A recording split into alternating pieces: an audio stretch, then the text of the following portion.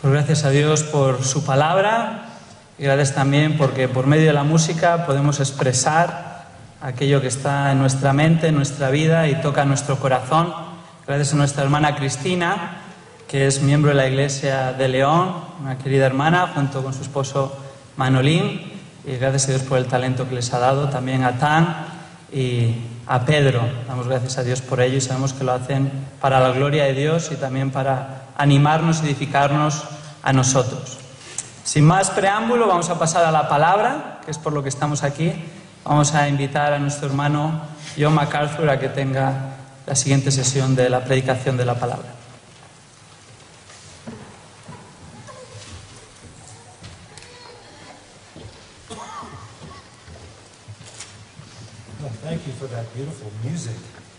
Gracias por esa hermosa música, tan maravillosa. Qué gusto estar de regreso con ustedes. En California, en la parte sur de California, tenemos 15 minutos para comer. En 30 minutos cenamos. Ustedes saben cómo comer aquí.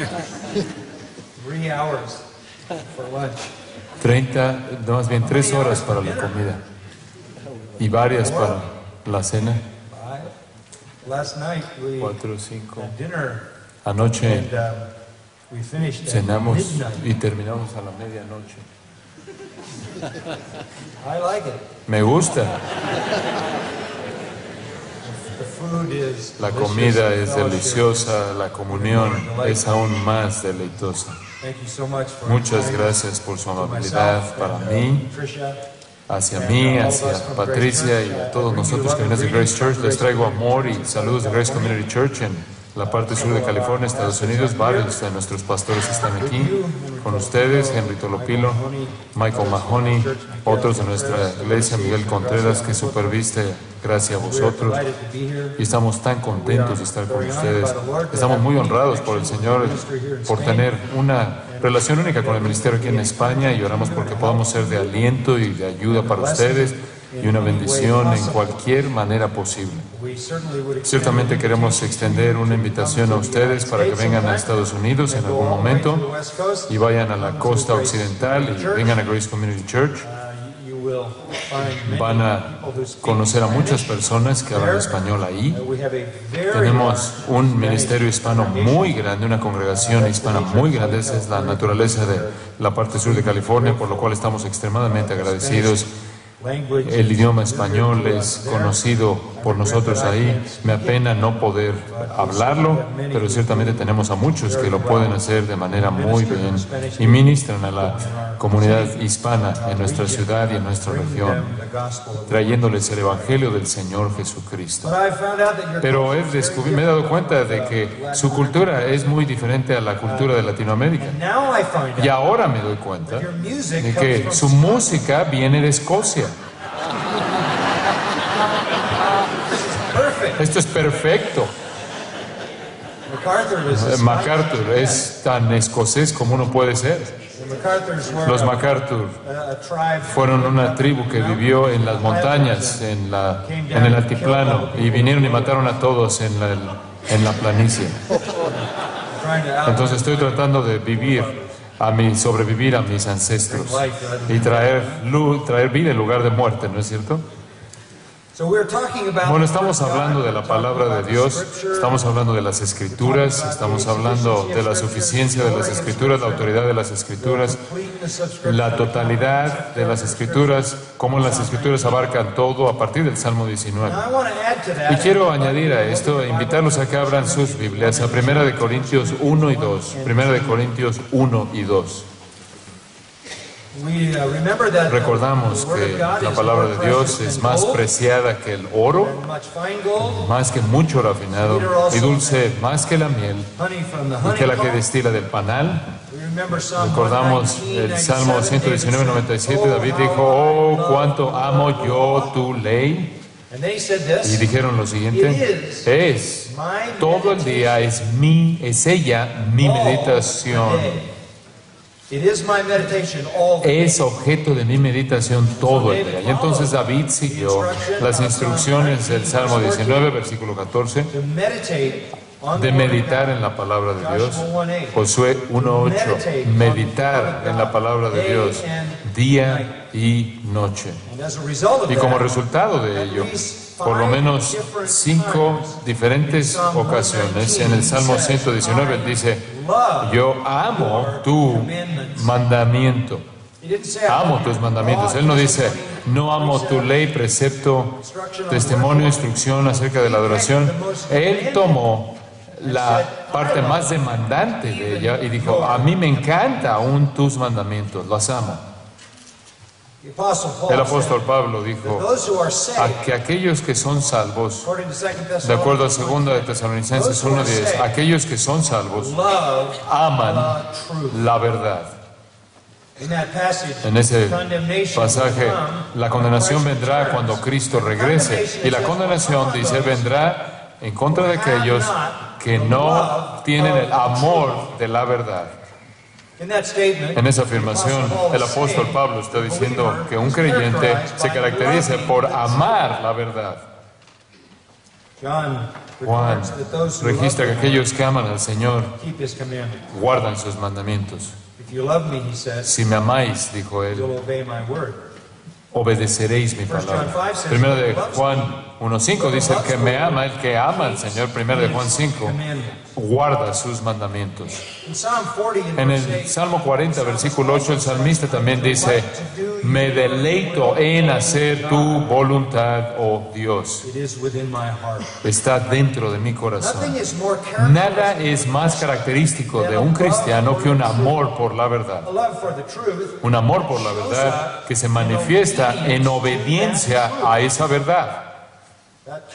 Eso caracteriza a los verdaderos creyentes. En Juan capítulo 6, Jesús había hablado a una multitud muy grande y les había alimentado, ustedes recordarán, ahí en Galilea.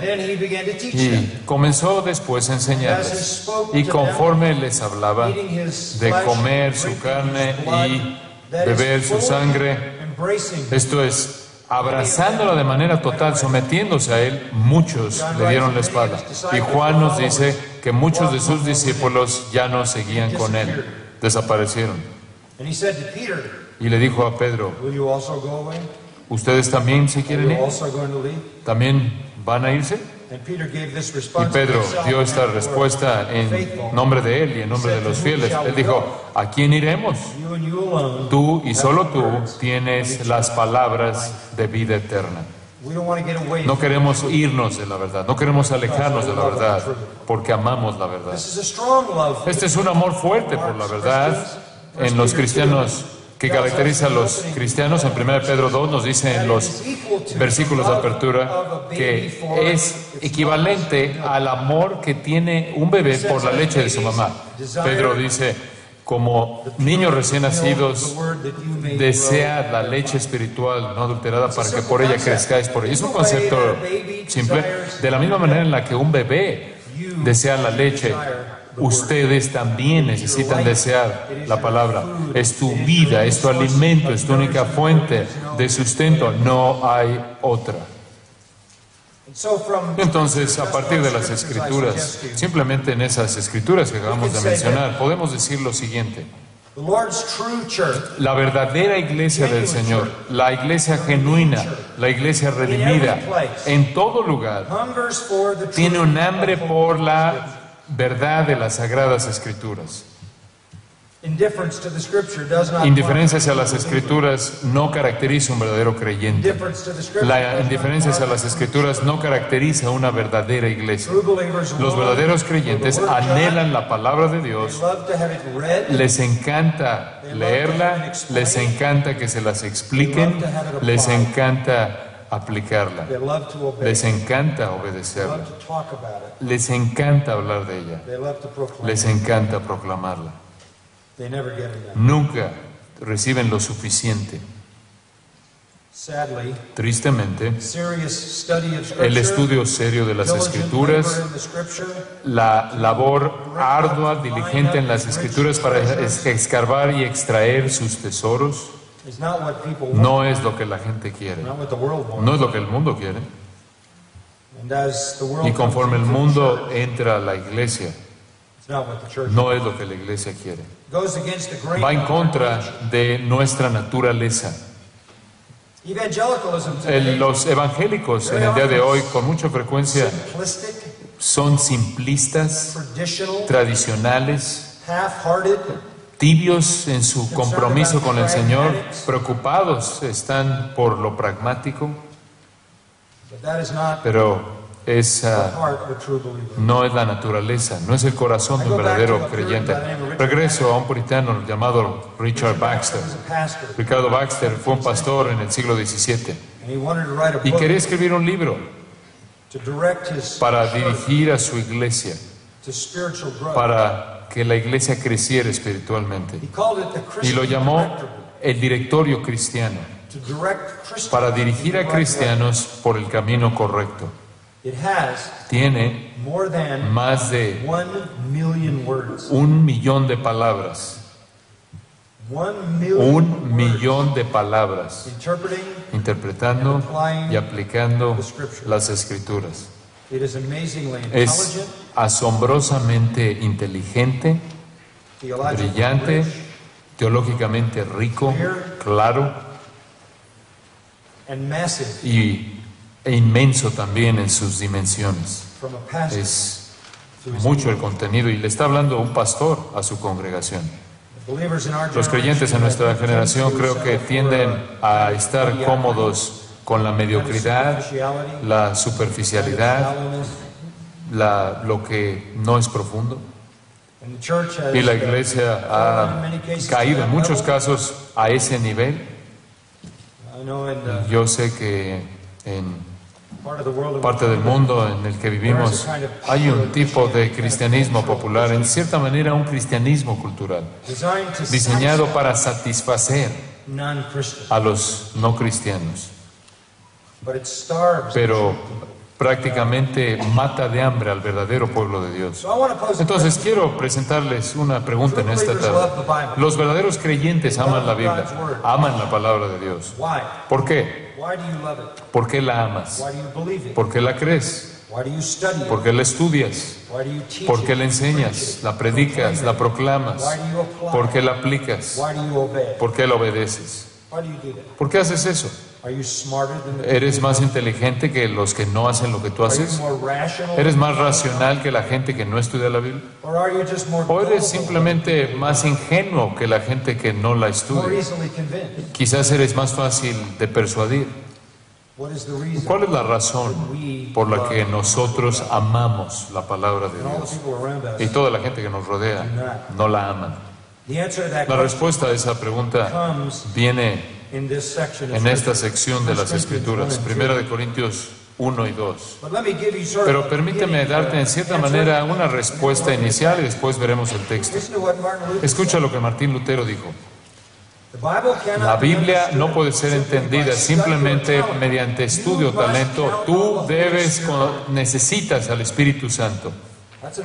Esa es una pista importante. Zwinglio dijo, aun si recibes el Evangelio de Jesucristo directamente de un apóstol, no puedes creerlo a menos de que tu Padre Celestial te enseñe y te atraiga a sí mismo mediante su Espíritu. Juan Calvino dijo lo mismo. Juan Calvino dijo, la Biblia solo puede ser creída, entendida, solo puede ser amada cuando Dios regenera el corazón humano.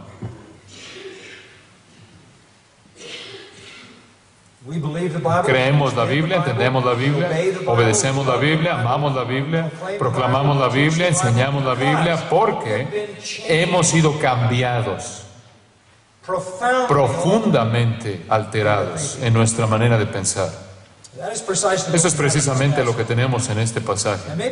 Y quizás no has visto el pasaje de esta manera, pero esta es la manera en la que debes entender esta importante porción de la palabra de Dios. En primer lugar, conforme entramos al capítulo 1, quiero que comiences en el versículo 18. muy conocido, y vamos a llevar un panorama que va a llevarnos hasta el capítulo 2, versículo 16. Aquellos de ustedes que me han oído predicar normalmente saben que por lo general cubro 1 a 3 versículos. Vamos a romper el molde en cierta manera, y en lugar de entrar a profundidad a 1, 2, 3 versículos, vamos a estudiar de manera panorámica este capítulo, este pasaje. En primer lugar, vamos a hacer la pregunta: ¿por qué los no cristianos rechazan la Biblia? ¿Por qué los no cristianos rechazan la Biblia? ¿Por qué es tan difícil? Parece tan maravilloso para nosotros, tan razonable para nosotros, tan poderoso para nosotros, y sin embargo es universalmente rechazado en términos de su verdad genuina por los no cristianos. ¿Por qué? ¿Por qué rechazan la sabiduría de Dios, la revelación de las Escrituras, el Evangelio? Pablo nos dice que es inaceptable debido a 5 razones. Y les voy a dar esas 5 razones. En primer lugar, vamos a comenzar con esta. Su mensaje es irracional. Su mensaje no es razonable o irracional. Observa el versículo 18. Porque la palabra de la cruz es locura. Locura a los que se pierden. Esta locura es un tema que encontramos a lo largo de esta sección entera, como tú sabes, 6 veces. Locura es mencionada. Es la palabra griega moron, que quiere decir estúpido, tonto, sin significado, inútil. La Biblia es tonta, no apropiada para la sabiduría humana, no encaja con la sabiduría y la inteligencia humana. De hecho, el problema es que ellos son aquellos que se están perdiendo. Ese es un verbo en el griego que se refiere a una acción continua. Esto es, pertenecen a una categoría de personas que se dirige a la condenación eterna y a cualquier persona que va camino a la destrucción eterna. Las Escrituras, el Evangelio, es torpe, estúpido, necio. Hablamos de esto un poco ayer, pero quiero reiterarlo de nuevo porque es tan importante que lo entendamos. El apóstol Pablo llegó al mundo gentil y aquí estaba, este era su mensaje. Su mensaje era que en un lugar llamado Judea, Israel, ahí muy cerca en el extremo del Mediterráneo, en un lugar oscuro del mundo romano, hay un grupo de personas que se llaman judíos. La mayoría de la gente sabían de ellos porque eran odiados, menospreciados, vistos como enemigos del Estado porque adoraban a Dios y no al emperador. El apóstol Pablo dijo: un judío nació en Israel, quien es Dios en carne humana. No solo era Dios, sino que también fue el único Dios. No hay otro Dios fuera de Él. Es Dios, el Salvador del mundo, el único Salvador del mundo. El universo es gobernado por Él, el universo fue creado por Él, el universo será consumado por Él. Él es el único Dios. Por cierto, él dijo, se convirtió hombre, se convirtió en hombre, fue menospreciado, fue rechazado.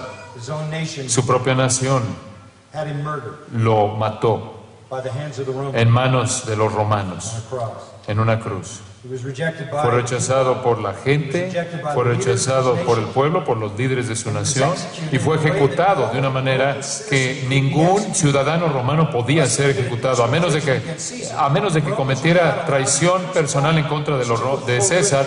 Los romanos no se les permitía ser crucificados porque era demasiado horrible esa forma de ejecución, la manera más cruel de morir y más dolorosa. Por cierto, este judío crucificado es el Dios del universo y la única esperanza de salvación para ser librado de la condenación eterna y el único camino para llegar al cielo. Y además, este judío crucificado, este es el mensaje de Pablo, este judío crucificado quiere que te conviertas en su esclavo para siempre. Los esclavos odiaban la esclavitud y los hombres libres la odiaban más. Ese es el mensaje. Un judío crucificado es el único Dios verdadero, el único Salvador, y quiere que tú te conviertas en su esclavo para siempre. Esa no es una manera inteligente de mercadear el mensaje. Es necedad absoluta, locura absoluta, absolutamente ridícula. Es increíble. Aún para los judíos es algo que los hace tropezar. Aunque creen en el Dios verdadero, aún hasta el día de hoy se rehúsan a creer en el que el único Dios verdadero fue encarnado en Jesucristo. Murió en la cruz. Y, por cierto, además de eso, ese judío crucificado resucitó de los muertos. Y ahora Él está en el cielo, esperando a regresar para juzgar al mundo y establecer su reino. Eso no tenía sentido.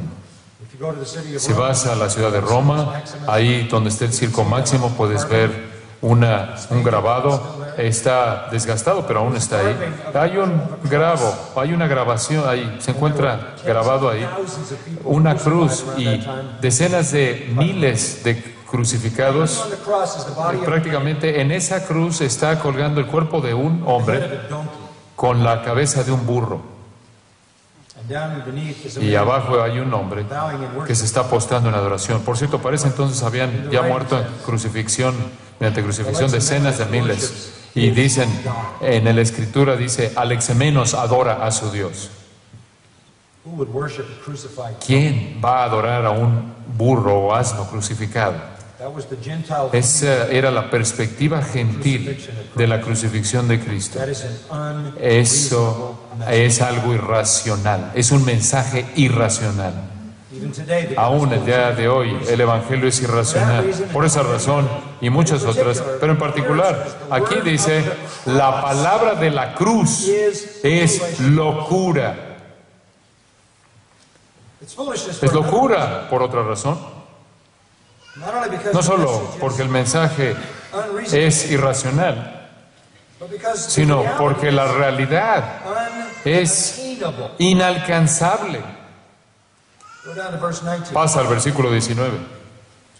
Pues está escrito, destruiré la sabiduría de los sabios y desecharé el entendimiento de los entendidos. ¿Dónde está el sabio? ¿Dónde está el escriba? ¿Dónde está el disputador de este siglo? ¿No ha enloquecido Dios la sabiduría del mundo?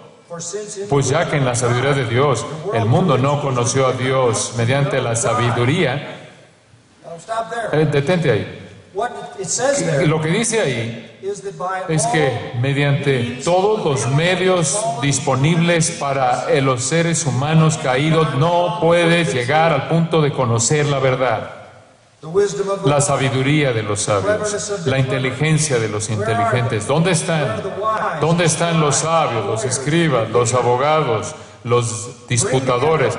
Tráiganlos a todos juntos, con toda su sabiduría y toda su inteligencia, y juntos no podrán alcanzar el conocimiento del Evangelio verdadero. Por cierto, las palabras del versículo 19 son tomadas de Isaías capítulo 29, versículo 14 en la Septuaginta. Entonces esto no es nada nuevo. Isaías dice estas palabras cuando Sennacherib estaba amenazando a Judá. Isaías dice, vendrá la liberación, pero no vendrá mediante la sabiduría de los líderes y de los sabios. No vendrá de ningún otro lugar más que Jehová, Dios. Él va a salvar a Judá un día mediante su propia sabiduría. En términos finales, entonces, puedes tomar a las mentes más brillantes del mundo individualmente, colectivamente, congregarlos y no pueden alcanzar la verdad. No es perceptible desde el punto de vista intelectual. No es alcanzable desde el punto de vista intelectual. Entonces, hay un sentido de burla en el versículo 20. Tráelos. ¿Dónde está el sabio? ¿Dónde está el escriba? ¿Dónde está el disputador? El disputador es el Sutsétetes, el disputador en filosofía, el pensador. ¿Dónde están? No pueden conocer la verdad. De hecho, de acuerdo a Romanos 3, ningún hombre realmente busca a Dios. Todos se han desviado. No puedes alcanzar a Dios, no puedes llegar a Dios por ti mismo estando en esa condición caída. Y estoy enfatizando esto porque hay una suposición aquí. Hay una suposición de que si encontramos la metodología correcta, podemos mover a la gente mediante razonamiento humano normal para que lleguen al Evangelio. No puedes hacerlo. Tantas personas en nuestro día están tratando de descubrir una nueva manera de presentar el Evangelio, una nueva manera aceptable para hacerlo algo que los no creyentes lo reciban con brazos abiertos, que se vea algo racional, que hasta parezca personal, diciendo, oh, Dios te ama de manera incondicional y quiere que tengas propósito en tu vida, quiere que vivas una vida feliz, quiere que tengas más de todo, quiere sanarte, quiere arreglar todas tus relaciones, quiere que tengas éxito en tu trabajo, y crean ese tipo de oferta, porque la gente va a responder a eso, pero no es el Evangelio. Y el verdadero Evangelio es difícil, es duro. Escribí un libro llamado Difícil de creer. Es difícil de creer. ¿Qué tan difícil es? Es más fácil que pase un camello por el ojo de una aguja. Así de difícil es. Y cuando Jesús dijo eso, los discípulos dijeron, bueno, entonces, ¿quién podrá ser salvo? Y Jesús le respondió, con los hombres es imposible. Con Dios todo es posible. ¿Recuerdas la parábola del sembrador? El sembrador salió a sembrar. Ese es un retrato del evangelismo. Cualquiera de nosotros que evangeliza, estamos sembrando semilla.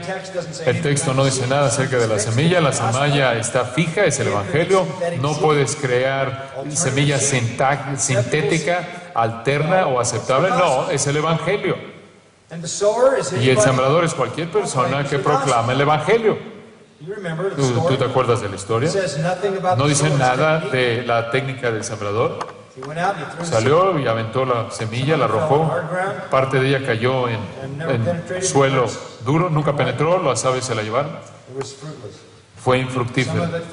Parte de esa semilla cayó en pedregales, en suelo rocoso. Entró un poco al suelo, empieza a mostrar un poco de vida aparente, pero las raíces no pueden pasar más allá de la roca, cama de roca, y viene el sol y se muere y no hay fruto, y parte de ella entró a tierra que tenía algo de arbustos, y los arbustos crecieron y la ahogaron y fue infructífera, y parte cayó en buena tierra y regresó a 30 y dio fruto a 30, 60 y a 100 por uno. Entonces tienes dos tipos de tierra, los tipos de tierra que no producen nada y los tipos de tierra que producen fruto.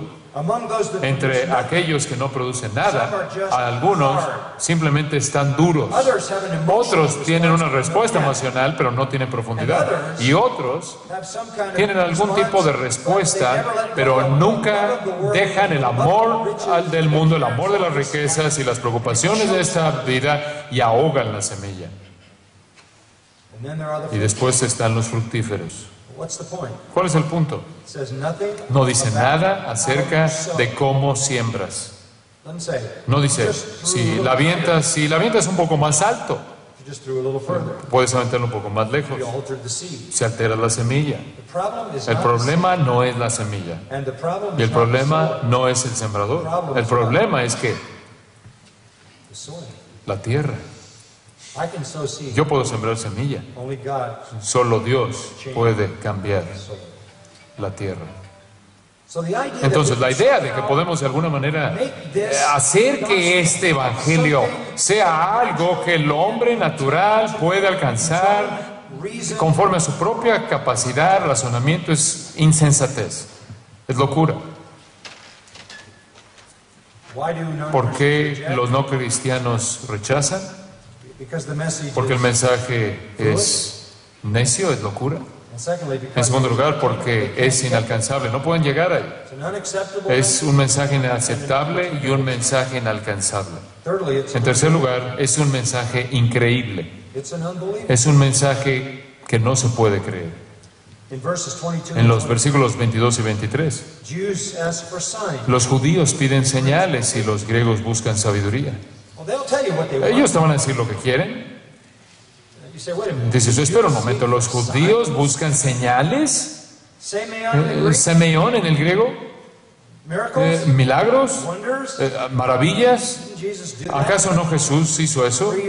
3 años de su vida, esencialmente, prácticamente expulsó, erradicó la enfermedad ahí de Palestina, de un extremo al otro, diariamente sanando todo tipo de enfermedad. Demostró poder sobre la enfermedad, hasta demostró poder sobre la muerte, demostró poder sobre los demonios, él los expulsaba conforme él quería, demostró poder sobre la naturaleza, podía caminar sobre agua, crear alimento de la nada, señales. ¿Quieren más señales? Sí, queremos más señales. ¿Qué es lo que quieren? Querían las señales en los cielos. El Antiguo Testamento, los profetas hablaron de esto, querían las señales en el cielo. Y después querían una señal en la tierra. ¿Qué señal en la tierra querían? Querían que se venciera, derrocara a los enemigos de Israel, esto es los romanos. Si es el Mesías, va a hacer maravillas en el cielo y va a liberarnos de los romanos. Esa era la señal que ellos querían. Conquistar a nuestros enemigos. Establecer el reino que prometiste. Todas las promesas a Abraham, todas las promesas hechas a David, todas las promesas hechas a Abraham, David, de la gloria, reina, reiteradas a lo largo de los profetas. Eso era lo que querían ver. En lugar de ello, vieron crucifixión. Esa era una señal. Pero la señal era de Deuteronomio 21:23. Maldito el que se ha colgado de un madero. Esa era una señal de maldición por Dios, por parte de Dios. Quizás si se bajara de la cruz, quizás eso habría llegado.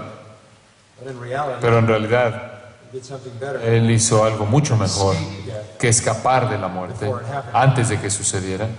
Él escapó de la muerte después de que murió. Pero eso no fue suficiente. Y los líderes de Israel se les contó de su resurrección y sobornaron a los soldados para que mintieran de ella y dijeran, sus discípulos robaron el cuerpo, cuando ellos sabían que él había resucitado de los muertos. Esa era la única explicación, pero tampoco quisieron creer eso. No querían creer eso. Tenían sus propias condiciones para lo que el Mesías haría y cómo lo haría. Jesús no encajó en su expectativa. Los griegos eran igual. Ellos querían sabiduría. Y cuando digo que ellos querían sabiduría, no querían sabiduría simple como los hebreos. Ellos querían un estilo de sabiduría profundo, complejo, filosofías complejas, profundas, con palabras muy complejas y conceptos esotéricos. Querían ser guiados a lo largo de los laberintos del razonamiento. Les encantaban esas cosas. ¿Ustedes se acuerdan ahí en el Areópago? ¿Cuál era el deleite de todos los filósofos? Ir ahí con todos sus amigos filósofos y escuchar algo nuevo, algo que nunca antes habían escuchado. Y se rieron de que hubiera una deidad crucificada, demasiado simplista. El pensamiento de Pablo, ellos pensaban más bien que Pablo era ridículo, no hacía nada más que predicar a Cristo y él crucificado. Eso no era esotérico, no era complejo, eso no era profundo para ellos. Entonces, esta es la condición. La verdad es inalcanzable, es increíble, es inaceptable, Es imposible de creer, ese es el mundo. Ahora la dificultad es aún multiplicada por un cuarto problema. La gente que predica esto es gente no importante.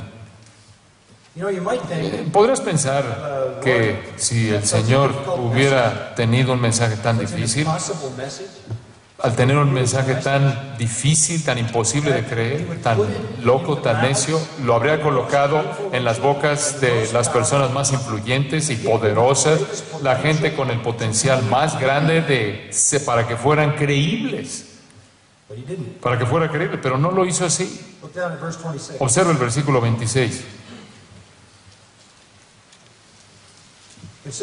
Pues mirad, hermanos, vuestra vocación, que no sois muchos sabios. Noten, dice, no muchos 3 veces, dice, no muchos sabios según la carne, ni muchos poderosos, ni muchos nobles. 3 veces. No somos un grupo muy impresionante. La gente que está a cargo de esta ciudad, la gente que está a cargo de este país, las grandes mentes de esta nación, no están aquí. No están aquí. De vez en cuando alguien viene a tu iglesia que quizás es un poco más importante en la comunidad, pero no hay muchos. No muchos. La mayoría de los creyentes son personas no impresionantes, de un perfil bajo en el mundo. En una ocasión estaba en Larry King con un místico hindú llamado Deepak Chopra. Es un hombre inteligente, es un cardiólogo, pero primordialmente es un promotor de hinduismo. Y estábamos en una discusión muy acalorada ahí en CNN, y después, mientras estaban los comerciales fuera del aire, me dijo, yo nunca te hablaría de esto porque tú ni siquiera puedes entender esto.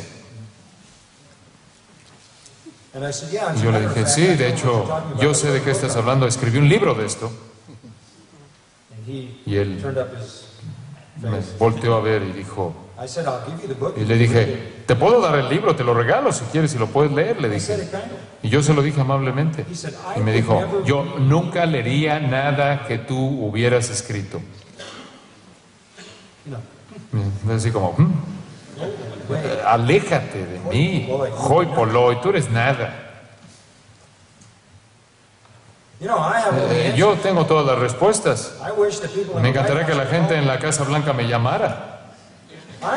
Yo tengo todas las respuestas, pero no solo yo. Podrían hablarle a Henry, él también las tiene, o podrían hablar a David, él tiene todas las respuestas.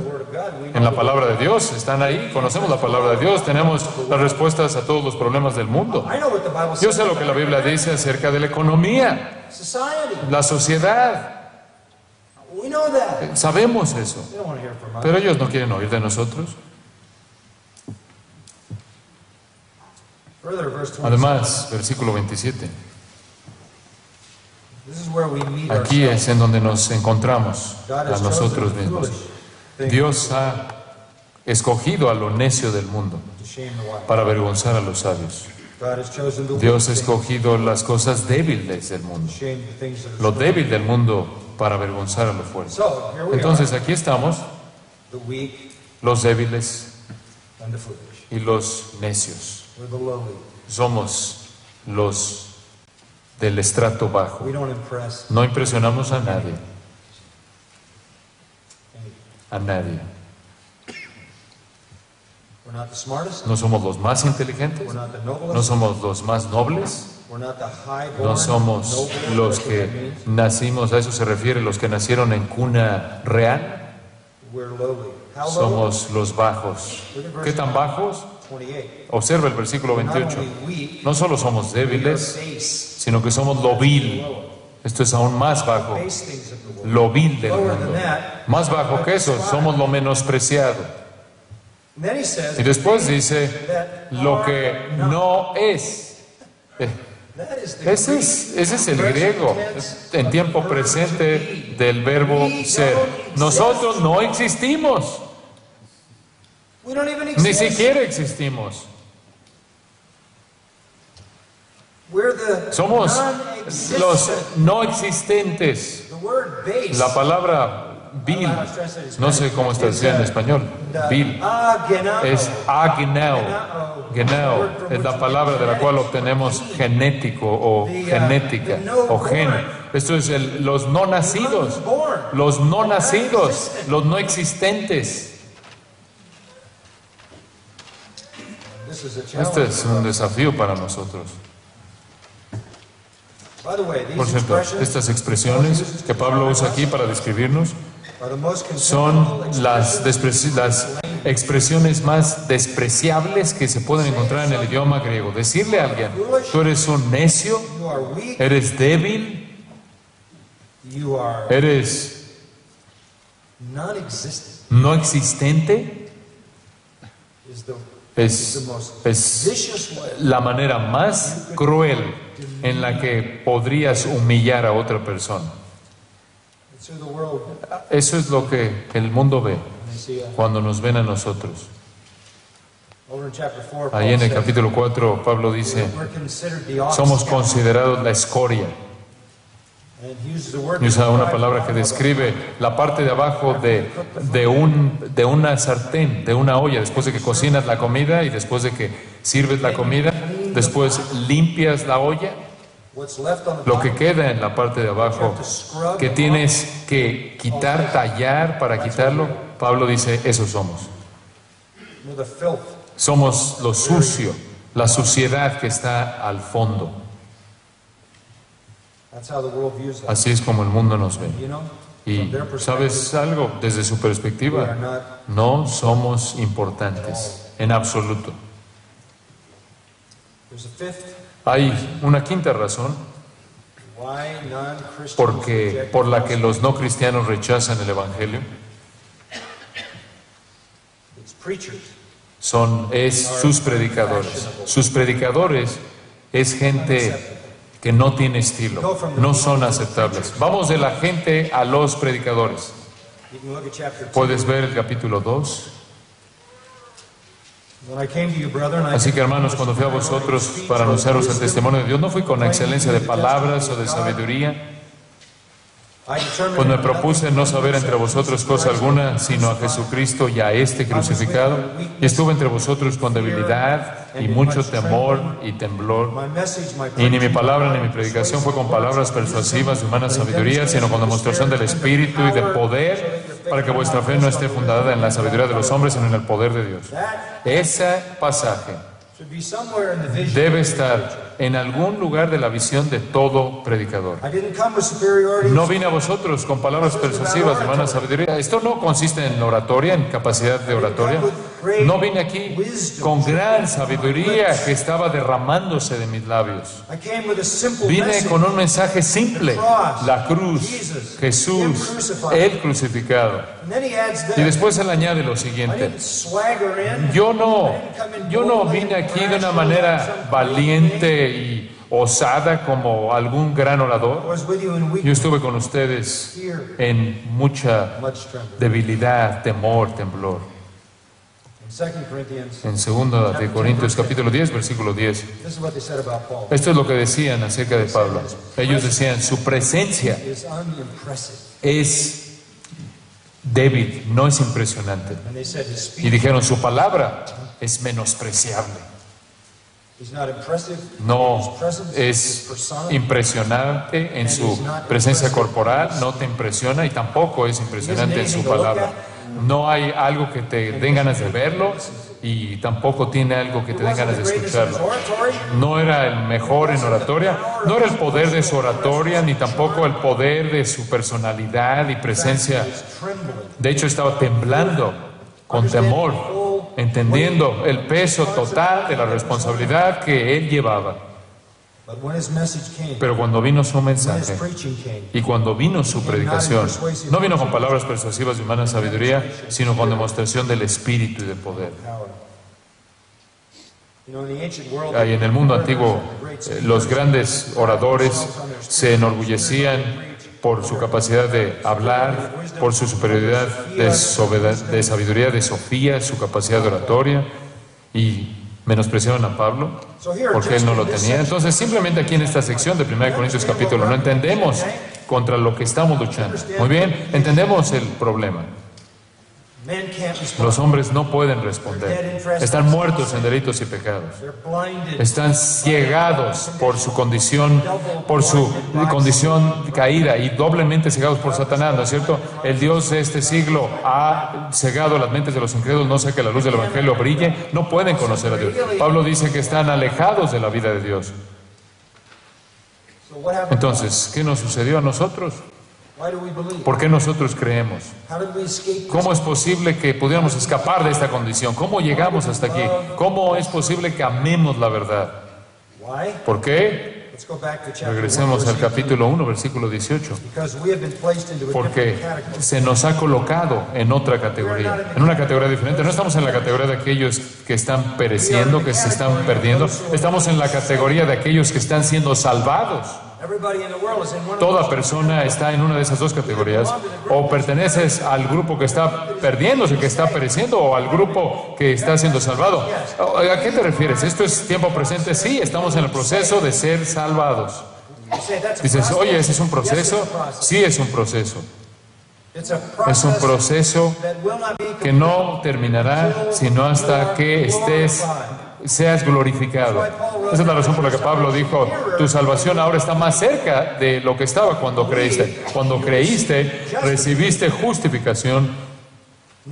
Ahora estás atravesando por el proceso de santificación, pero no terminará sino hasta que llegues a la glorificación. Estás siendo salvado. Y aquella persona en la que el Señor comienza a salvar, Él concluye. Todo lo que el Padre me da vendrá a mí. Juan 6, yo lo recibiré y no echaré a nadie, no perderé a ninguno. Todo creyente atraviesa por la justificación, a la santificación, hasta la glorificación. Estamos en una categoría diferente. Para nosotros, la palabra de la cruz es el poder de Dios. Porque hemos sido sacados de una categoría y hemos sido transferidos a otra. Entonces digamos que la primera razón por la que creemos es por la regeneración espiritual. Regeneración espiritual. Ahora pasa al versículo 6 del capítulo 2.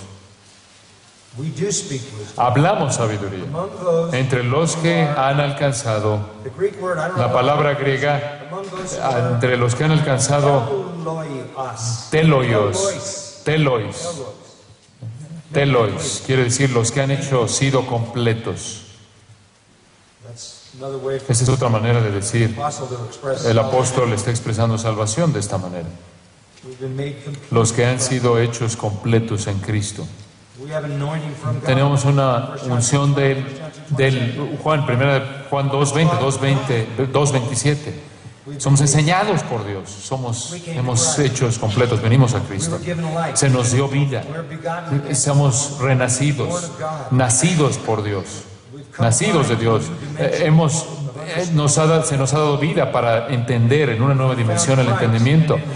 Se nos ha dado, estamos en Cristo y en Él están escondidos todos los tesoros de la sabiduría y el conocimiento. Tú amas las Escrituras porque tú eres una nueva criatura.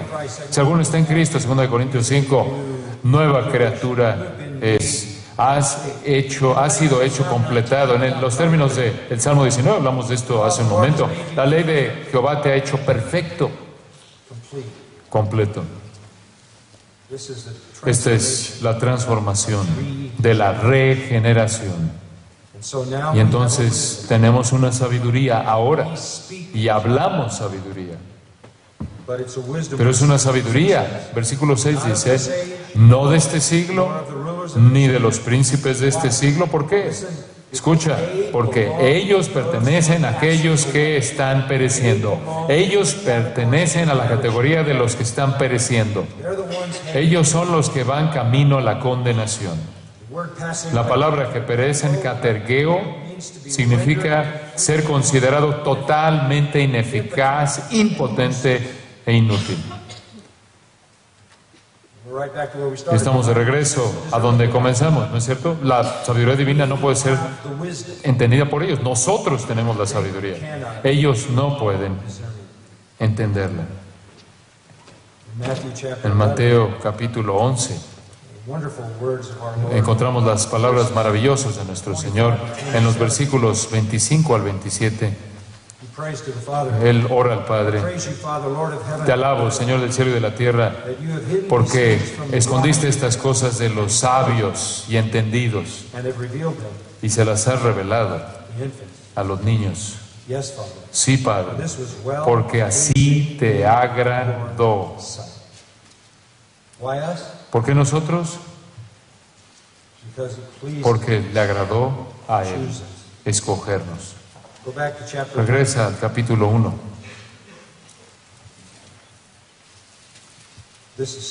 Esto es tan importante. De regreso al versículo 26. Pues mirad, hermanos, vuestra vocación, vuestro llamado. La palabra vocación se refiere a un llamado eficaz, un llamado salvador. No es una invitación a venir. Es una invitación divina, eficaz, que da vida, que regenera, que es movida por Dios. Dios lo hace. ¿Por qué hizo esto Dios con nosotros? Versículo 27 lo explica. Dios ha escogido. Escogió Dios. Escogió Dios. Versículo 28. Escogió Dios. Elección. Elección soberana, eterna. ¿Por qué amas la verdad? ¿Por qué tienes vida nueva? Porque fuiste escogido en Cristo desde antes de la fundación del mundo. Fuiste predestinado para pertenecerle a Él. Tu nombre fue escrito en el libro de la vida del Cordero antes de la vida, de la fundación del mundo, por el poder soberano de Dios. Fuiste llamado eficazmente, poderosamente, en un llamado regenerador en el cual recibiste vida y literalmente fuiste rescatado de la muerte y se te dio vida, regeneración. Y Dios hizo esto porque Él te escogió. ¿Para qué? Versículo 30 dice: mas por Él estáis vosotros en Cristo Jesús. Solo hay una razón por la cual saliste de la categoría de los que están pereciendo y entraste a la categoría de aquellos que están siendo salvados. Solo hay una razón por la que tú saliste de estar bajo el poder de Satanás y estar ahora bajo el poder de Cristo, y eso es porque Dios te ha escogido, Dios te ha llamado, y por su poder Él te ha colocado en Cristo Jesús. Y una vez que te coloco en Cristo Jesús, versículo 30 dice: Cristo entonces ha sido hecho por Dios sabiduría de Dios, justificación, santificación y redención.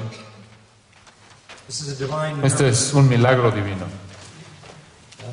Y el versículo 31 nos da la respuesta. Para que, como está escrito, el que se gloría, gloríese en el Señor. Eso es lo que Él ha hecho.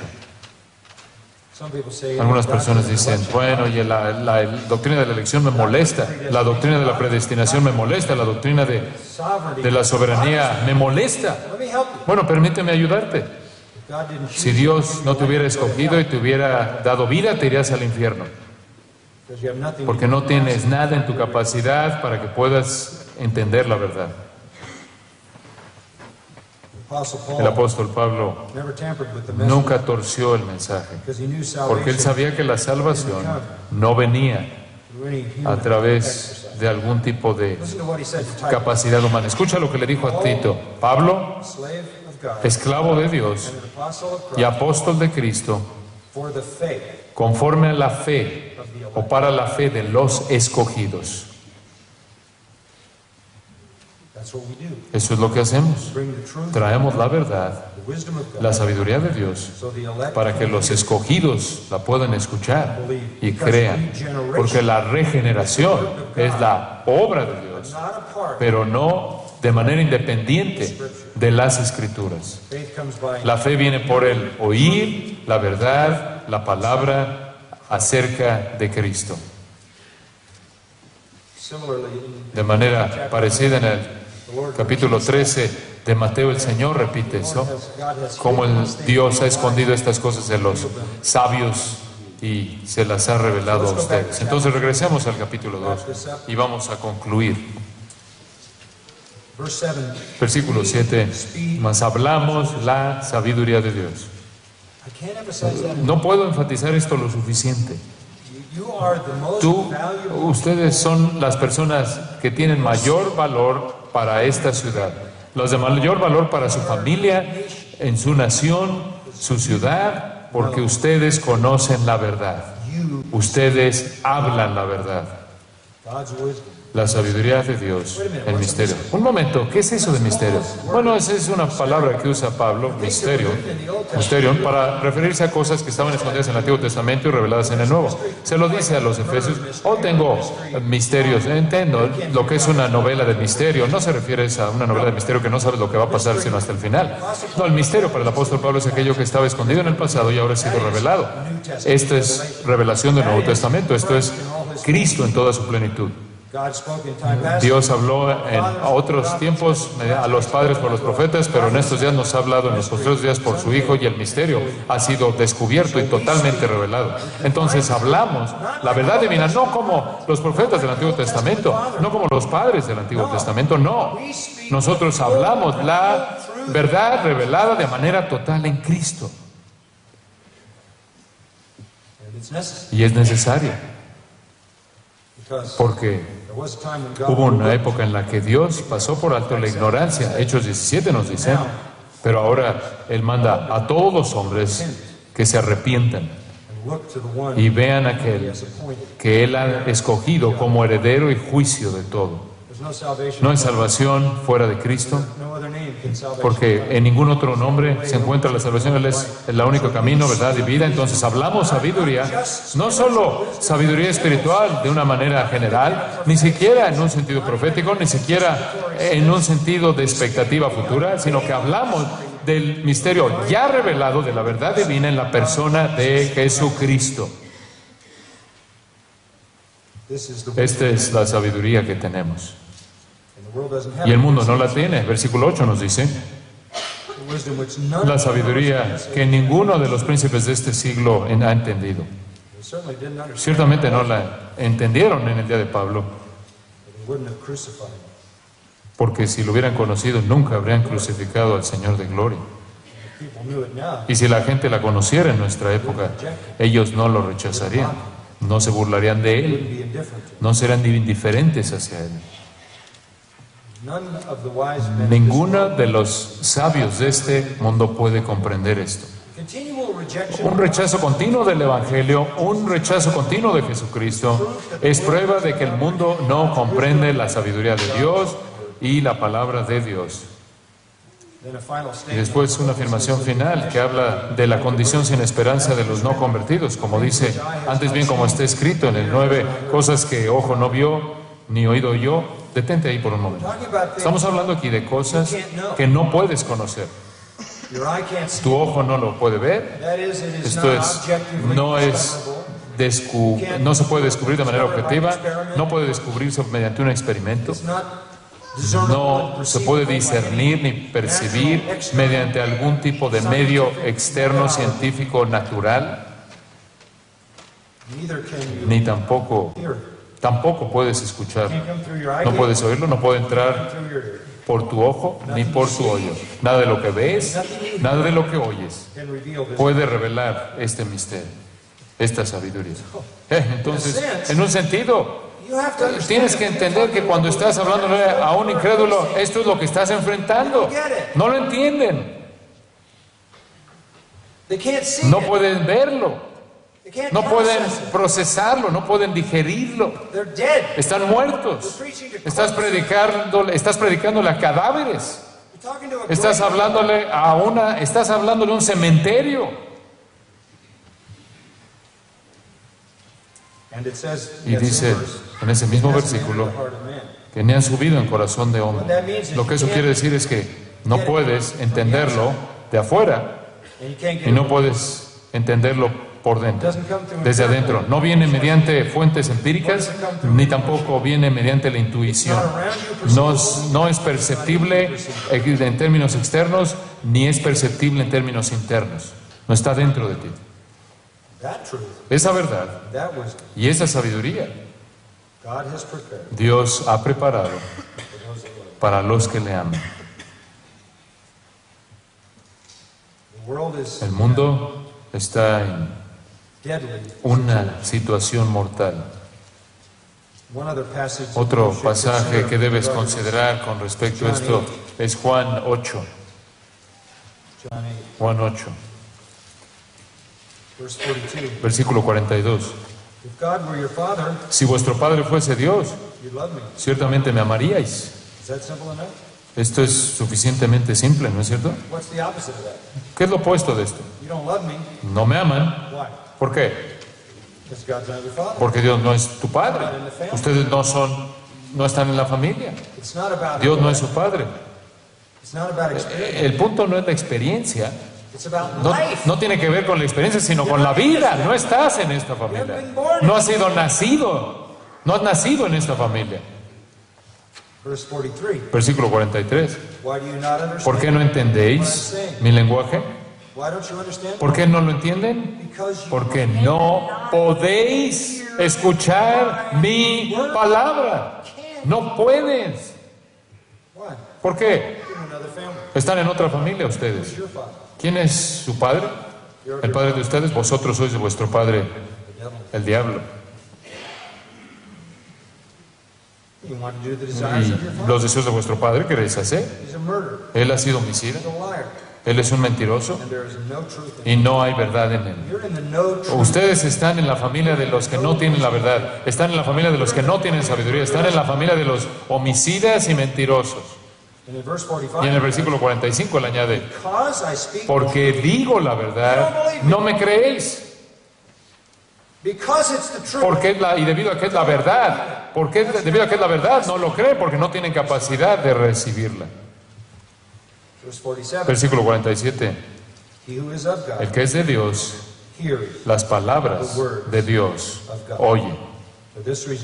Por esto no las oís vosotros, porque no sois de Dios. Nos encantaría pensar que podríamos despertar a los muertos mediante nuestra inteligencia, nuestra ingenuidad, nuestra tecnología, nuestra metodología, pero no podemos. La única manera en la que una persona puede llegar a conocer la verdad se encuentra en el versículo 10. Este es el segundo punto. El primero es que la regeneración espiritual, aquí tenemos la revelación espiritual, pero Dios nos la reveló a nosotros por el Espíritu. Dios nos reveló la verdad por el Espíritu. ¿De qué está hablando aquí? Está hablando de la inspiración de las Escrituras. Él está hablando para los apóstoles. Está diciendo: el Espíritu se movió en nosotros y escribimos las Escrituras. Y el Espíritu todo lo escudriña, aún lo profundo de Dios. Porque ¿quién de los hombres sabe las cosas del hombre?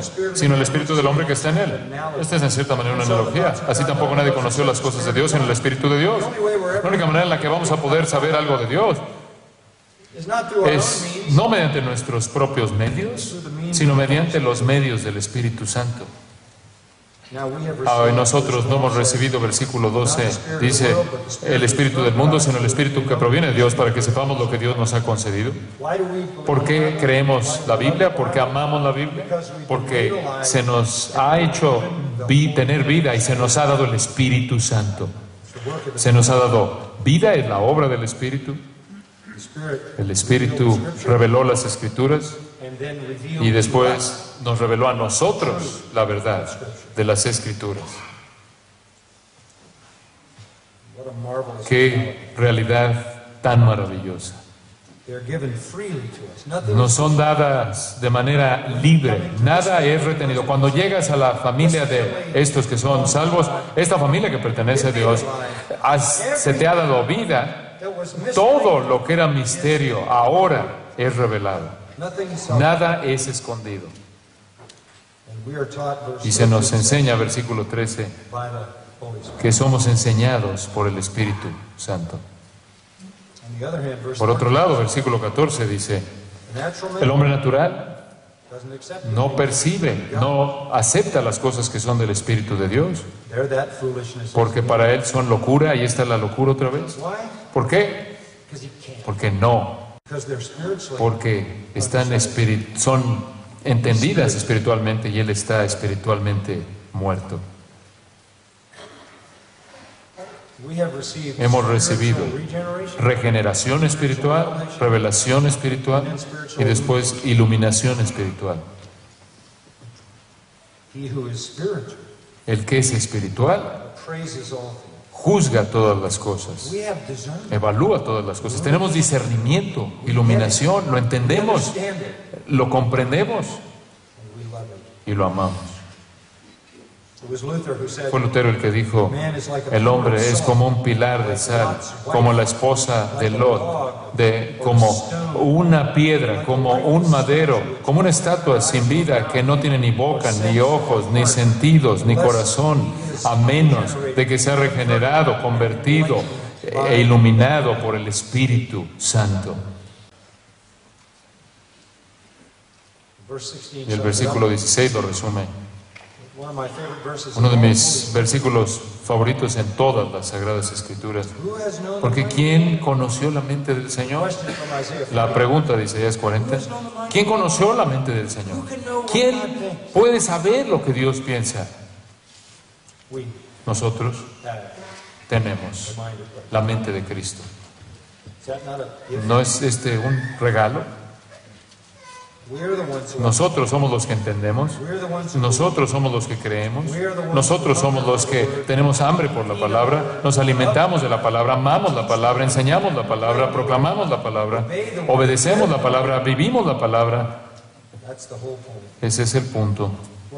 Somos como la comunión. En Lucas 24 somos la comunidad de los corazones ardientes. En Lucas 24 Cristo abre las Escrituras y Él dijo, ¿acaso nuestros corazones no ardían en nosotros mientras Él nos hablaba a partir de las Escrituras?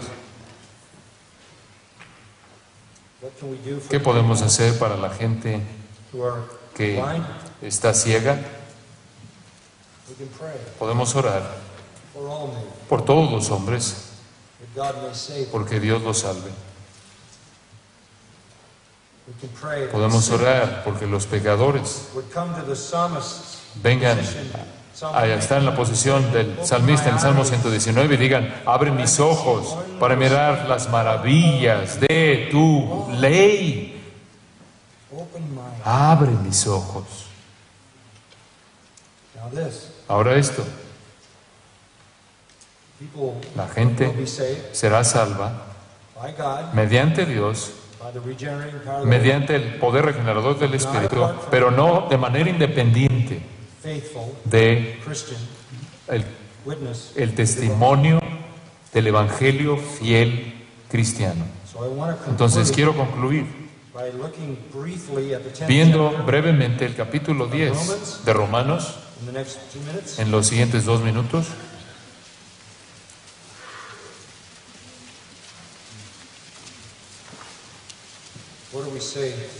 ¿Qué le decimos a los pecadores?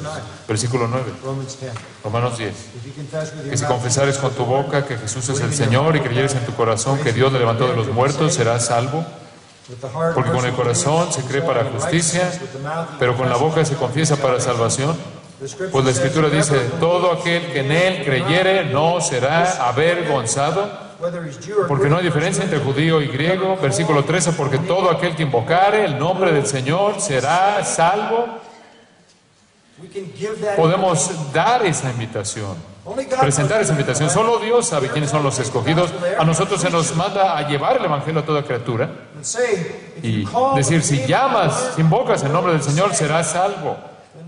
Después, versículo 14, ¿cómo pues invocarán a aquel en el cual no han creído? ¿Y cómo creerán en aquel de quien no han oído? ¿Y cómo oirán sin haber quien les predique? Porque el versículo 17 dice que la fe es por el oír, y el oír por la palabra de Dios o de Cristo. Que el Señor nos ayude a entender nuestra responsabilidad crítica de llevar el mensaje del Evangelio glorioso en toda su belleza, en toda su riqueza, en toda su plenitud a pecadores. Nosotros sembramos la semilla, solo Dios da vida. Pero la vida viene mediante la proclamación fiel de la verdad. Tú llegaste a ser salvo por creer la verdad, mediante la creencia de la verdad, al ser regenerado por el Espíritu. Tu hambre continua y amor por la palabra de Dios estimulará tu santificación hasta que veas a Jesucristo cara a cara. Padre, te damos gracias por este tiempo que hemos disfrutado juntos. Gracias por tu verdad. Porque aunque no somos muchos nobles ni poderosos, somos los viles, los menospreciados, los nada, los nadies. Tú nos has revelado tu verdad de manera salvífica, santificadora, evangelística, para poderla proclamar al mundo que nos rodea. Lleva a cabo una gran obra, Señor, a través de tu palabra y mediante nuestro testimonio, el testimonio de la iglesia aquí en España. Y, Señor, continúa santificándonos mediante tu verdad. Tu palabra es verdad. Esa fue tu oración en Juan 17:17. Esa es nuestra oración. Señor, santifícalos por tu verdad. Tu palabra es verdad. Que sepamos que una iglesia santificada, una iglesia semejante a Cristo, que se parece a Cristo, es el testimonio más poderoso para llevar a pecadores al Evangelio, mediante el cual el Espíritu puede salvar. Gracias, Señor, por este llamado. Y no nos gloriamos en nosotros mismos, en nuestra propia sabiduría, en nuestro propio entendimiento, capacidad. Nos gloriamos solo en ti, nos jactamos solo en ti, porque tú nos salvaste y no podíamos salvarnos a nosotros mismos. Te damos toda la alabanza en el nombre de Cristo. Amén.